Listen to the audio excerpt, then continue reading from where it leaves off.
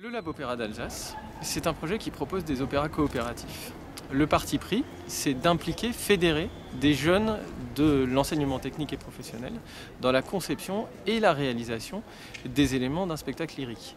Donc depuis septembre dernier, 450 jeunes à peu près, de 8 établissements d'enseignement du Haut-Rhin, travaillent sur les costumes, les maquillages, les coiffures, les décors et de l'organisation. C'est absolument incroyable de voir cette dynamique, leurs professeurs, les chefs d'établissement qui se sont engagés là-dedans.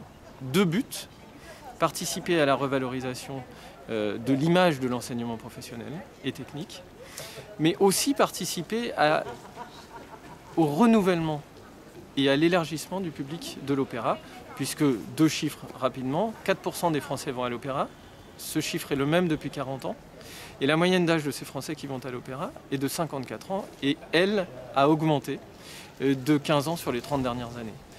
Le constat est simple, si on continue comme ça, l'opéra va mourir avec son public. Tous les gens impliqués, et ça va au-delà de ces 450 jeunes dont je parlais tout à l'heure, puisqu'on a eux, mais on a aussi les 60 musiciens de l'orchestre du Conservatoire de Colmar, qui sont des jeunes et des professionnels, les 76 choristes du chœur opéra du Lab Opéra d'Alsace, mais aussi le public. Eh bien, évidemment, une écrasante majorité n'est pas allée à l'opéra. Et nous, on ne peut pas accepter ça. On peut être surpris du résultat.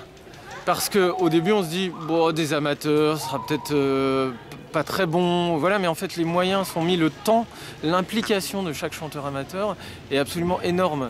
Il faut qu'ils apprennent leur partition par cœur, il faut qu'ils retiennent les mouvements de la mise en scène et qu'ils soient disponibles mentalement pour faire le travail des chœurs professionnels, finalement. Donc, on prend du temps. Ils travaillent avec des professionnels, Pascal Parer qui est leur chef de chœur, et la mise en scène avec cette immense chanteuse très célèbre qui s'appelle Mireille Delunch ou Delinche, suivant qu'on est alsacien ou pas. Mireille a chanté sur toutes les plus grandes scènes du monde, le Metropolitan Opera à New York, l'Opéra de Vienne par exemple. Et parce que ce projet-là est haut-rhinois, et qu'elle est originaire de Mulhouse, elle a décidé de faire la mise en scène.